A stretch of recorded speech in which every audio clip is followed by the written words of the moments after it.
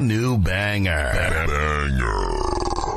You're jamming with the hottest disc jockey. Exclusive hot new mix. This DJ is breaking all the knobs off. Let's go. Here it comes.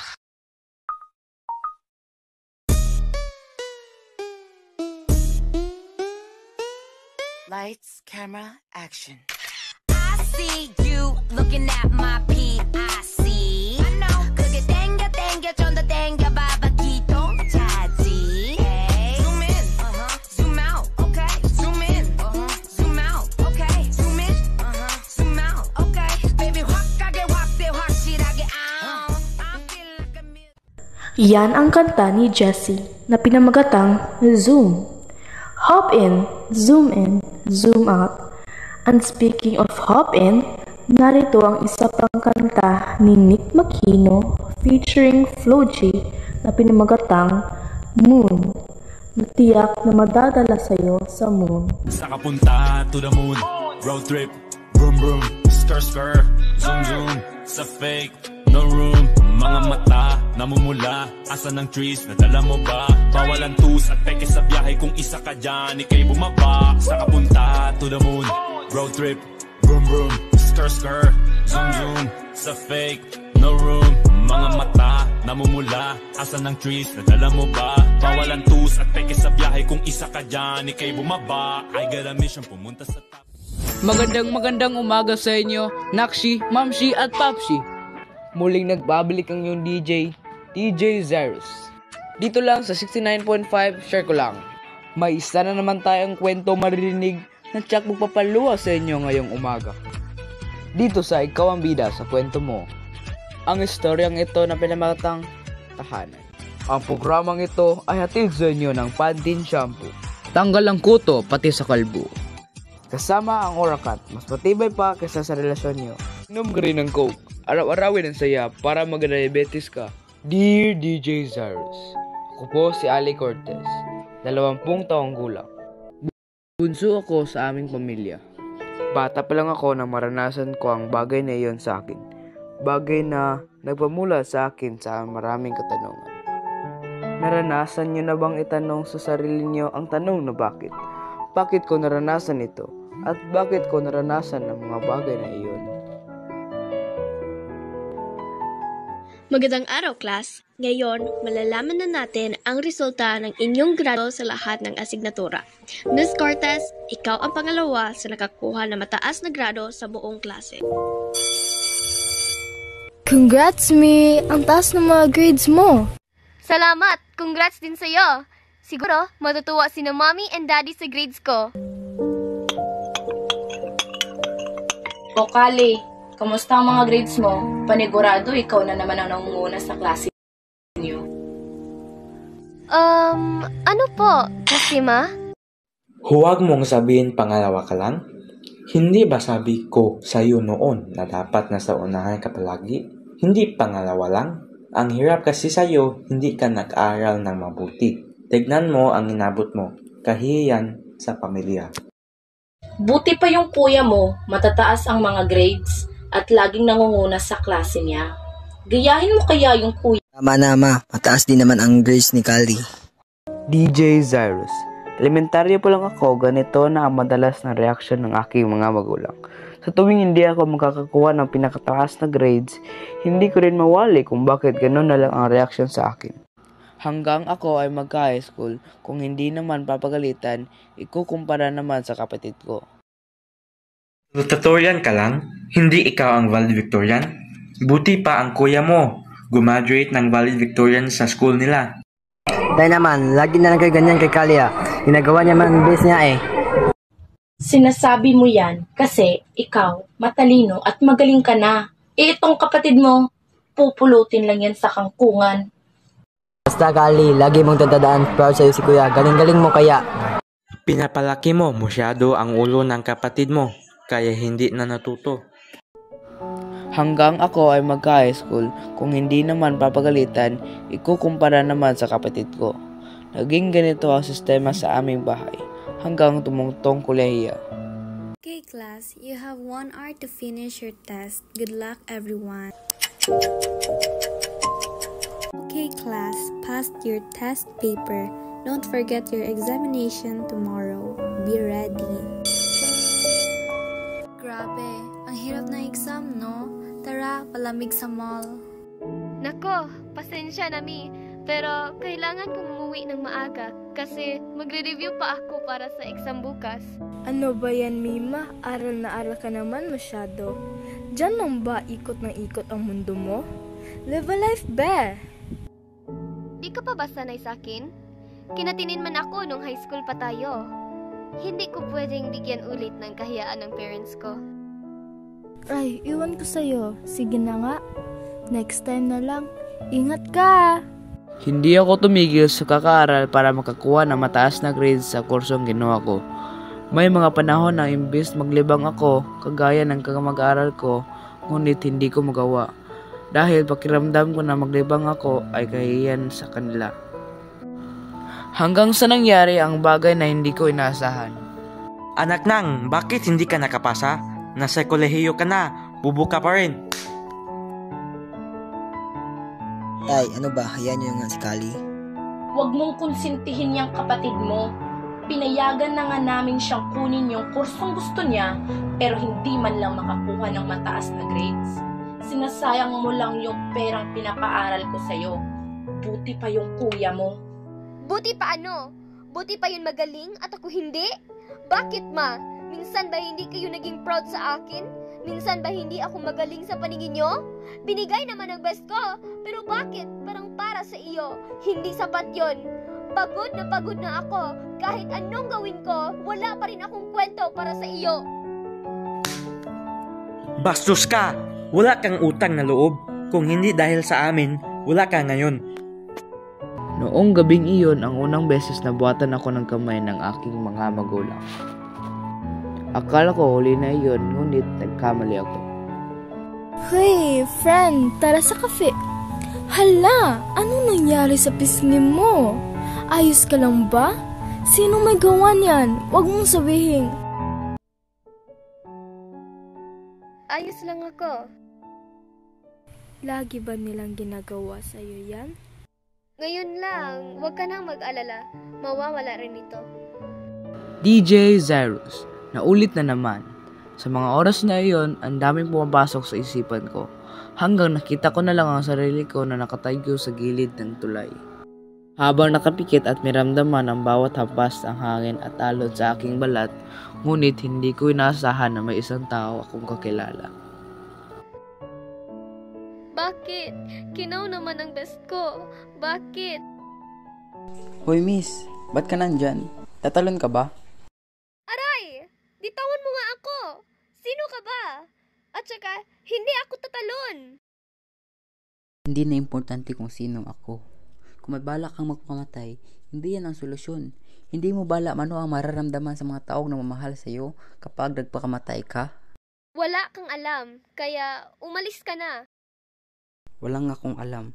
Pero hindi ako aalis. Baka nga tumalon ka pa dyan. Hindi nga ako tatalon. Umalis ka na dyan. Saglit. Huwag kang gagalaw. Bakit? Basta, huwag kang gagalaw. May palaka sa paa mo. Ano? Anong merong? Oh my God! Tanggalin mo bilis! Ayoko sa palaka! Okay, relax. Huwag kang malikot. Tutusukin ko para lumayo. Diyan ka lang. Bilis! Please! Sige. Tatanggalin ko na. Okay na ba? Wala na? Natanggal mo na? Ba't kinatawa? Wala. Ang sungit-sungit mo. Pero palaka lang palang kaharap mo. Aray! DJ Zyrus, hindi ko alam noong kinausap niya ako ay mabilis niyang makuha ang loob ko. Basta ang alam ko lang ang oras na iyon ay may ibang tao na handang marinig sa akin. Paano mo pala ako nakita dito? Stalker ka ba? Stalker? Hindi ha. Tsaka lagi ako pupunta dito. At nakita kita na sa gilid ng tulay. Kaya sinigawan kita agad. Hindi nga ako tatalon! Kung hindi ka tatalon, Ba't ka nandun? Ayos lang. Hindi mo kailangan sagutin. Umalis ako sa amin. Gulong-gulo yung utak ko kaya nakita ko naman yung sarili ko dito. Sabi nila, sometimes, the biggest secrets is you can't tell is a stranger. So you can tell me, I won't touch you. Hindi ko rin alam kung bakit nga kita kinakausap. Pero, mukha kang timang matino. Ikinuwento ko sa kanya lahat ng pangyayari sa gabing iyon. Dahil sa pakiramdam ko ay may taong handang makinig sa akin. Dumaan ang mga araw na ganun pa rin ang sitwasyon sa bahay. Pero hindi ko makakalimutan ang gabing iyon. Tara, Mi. Dun tayo pumesto sa unahan para makita natin sila. Dito na lang tayo. Mapikit na ron at saka para mabilis tayo makakaalis. Ano ka ba? Huwag ka na ngang KJ dyan. Dun tayo sa unahan kasi balita ko, pogi yung member ng banda. Lalo na yung vocalist nila. Ayan na, kakanta na sila. Mic test. Magandang gabi sa inyong lahat. Kami ang Minor Fall. Ang kakantahin namin ngayong gabi ay Yakap sa Dilim by Orange and Lamberts. Hope you like it.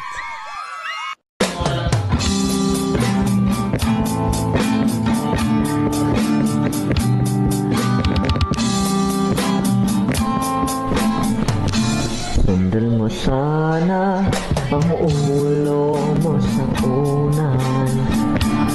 Katawan mo ay aking kukumutan.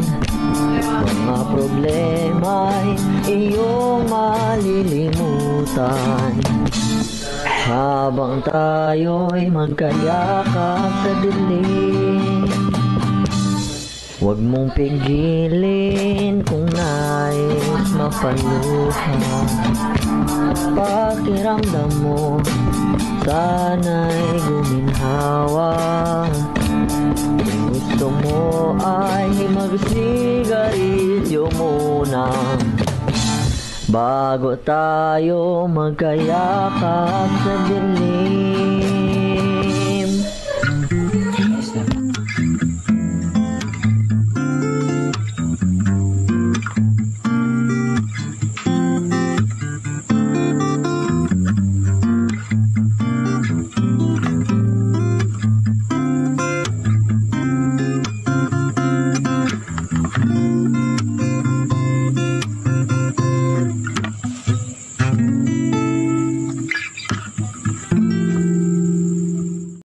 Grabe, ang galing kumanta ng main vocalist. Tapos ang popogi pa nila. Saglit lang ha. Pupunta nga ako sa CR. Hintayin mo nga ako sa harap ng gate.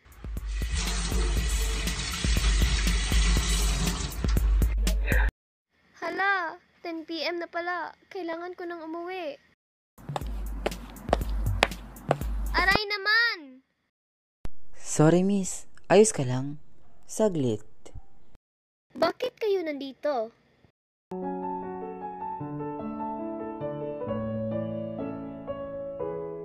Mima, ang tagal mo naman sa CR. Sino ba yung ka? Oh my God, si Akiro? Siya yung sinasabi ko sa'yo na magaling kumanta. Oo, I'm not bad things. I'm Akira by the way, and you are? Hi. It's really lovely to meet you again, Kali. Ha? If Puris views us, tara na. Ka lang. Bye, Poggy. Halika na nga. Umuwi na tayo. Bakit ka naman umalis agad, Bes? It's your time to shine na nga kay Poggy, ah. May clear shot ka na. Malay mo, siya na ang mag-ignite and shining armor mo. Wait, bakit parang namumula ka? Tsaka bakit? It's really lovely to meet you again. Ha?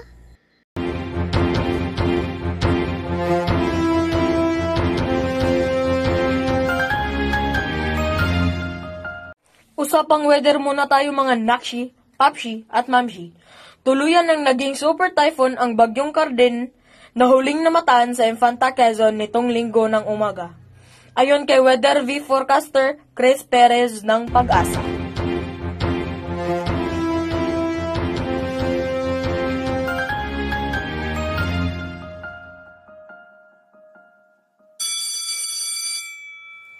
Ang baba ng mga scores ko.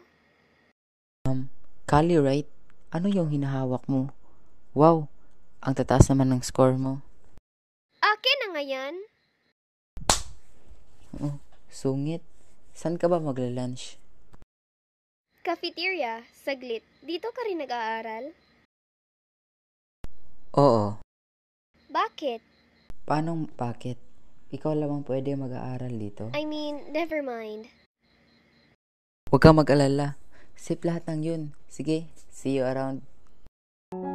Hindi ko inaasahan na ang lalaking nakilala ko noong gabing iyon ay si Akira III. Ang taong nagpaparamdam sa akin kung ano ang pakiramdam na mahalin na hindi magawa ng mga magulang ko. Kali, ba't ka naiyak? Sino may gawa niyan sa'yo? Sinaktan ka nila ba ulit? Bitawan mo nga ako! Bakit ka ba nandito? Umalis ka na! Bakit mo ba pinagtatabuyan mga taong may pakialam sa'yo? May pakialam? Kali, saglit. DJ Zyrus, tumakbo na naman ako kagaya ng laking kong ginagawa. Pero kahit anong pagtabuyan ng gawin ko sa kanya, ay lagi pa rin siya nandyan para sa akin. Finally, nahanap rin kita. Nandito ka lang pala. Paano mo ako nahanap dito? Ako pa. Lagi ka bang nandito? Oo. Ikaw ba? Oo. I used to be like you noong namatay ang aking kabatang kapatid. Lagi akong pumupunta dito kasi ito ang tambayan ng kapatid ko. Ngunit di ko inasahan na dito rin siya binawian ng buhay. Sinisi nila ako lahat sa pagkawala ng kapatid ko. Kaya sinisi ko na rin ang sarili ko dahil hindi ko siya naligtas.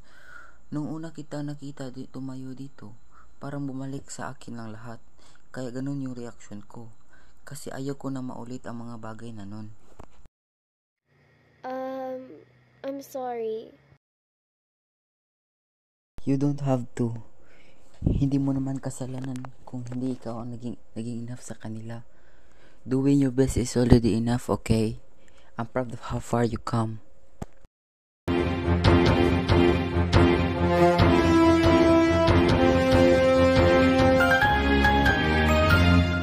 Patuloy na lumalalim ang ating istorya ngayong umaga.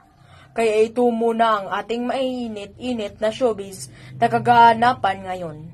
Sumuko na kahapon sa National Bureau of Investigation ang aktor at TV host na si Bong Navarro. Makaraan maglabas ng korte ng warrant of arrest laban dito.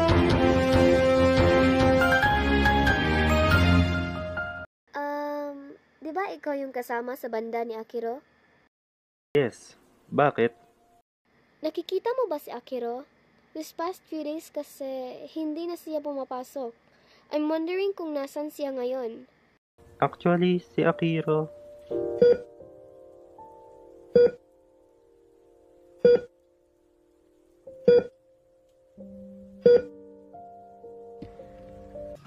I'm sorry to say this, Mr. Ferrer, but you were diagnosed with stage 4 cancer.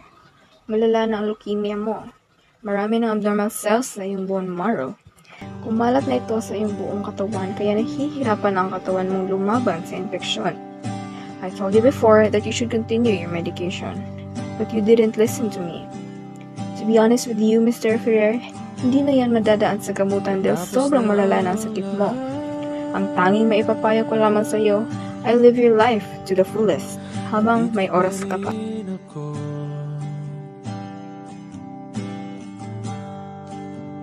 Hetong nakatala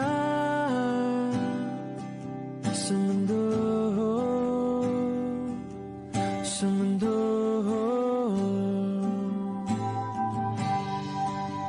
Di mo maiisip,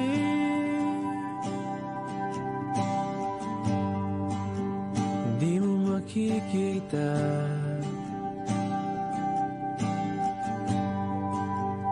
Mga pangarap ko para sa'yo,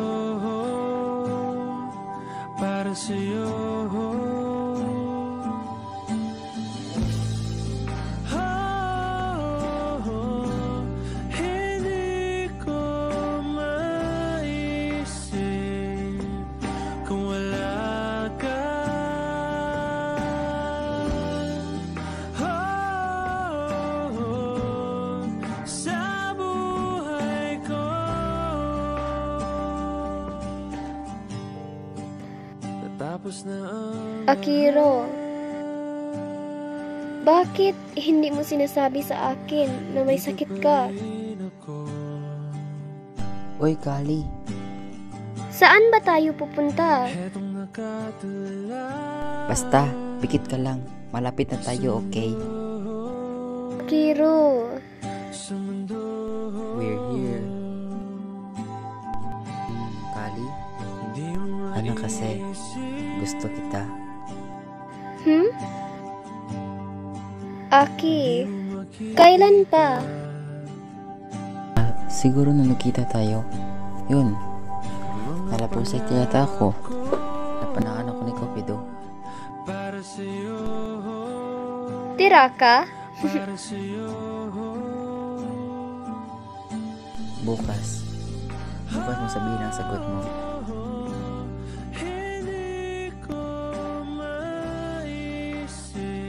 Ayos ka lang? Hey, Akiro. I'll be fine. Things will be fine. Iniinom mo ba yung mga gamot? At yung mga payo ng doktor mo? Ginagawa mo ba? Oo naman.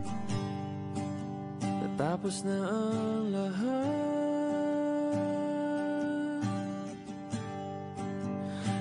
Kailangan mo magpalakas. Alam kong mababa ang chance, pero umaasa ako na gagaling ka. Kailangan mong magpagaling. Hindi ko kaya, Akiro. Hindi ko kaya.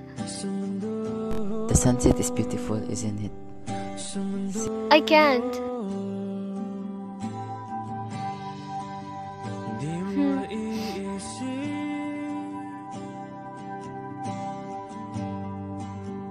Di mo makikita. I'm here, Akiro. Kamusta ka na dyan? May good news ako sa'yo. Summa cum laude ako. Finally, I did it. Sayang, wala ka dito. Pero, ramdam ko naman na proud ka sa akin. Natatandaan mo pa ba yung araw na sinasabi mo sa akin na mahal mo ako? Mahal din kita, Akiro. Sobrang miss na kita. Sana masaya ka ngayon. Hanggang sa muli, mahal ko.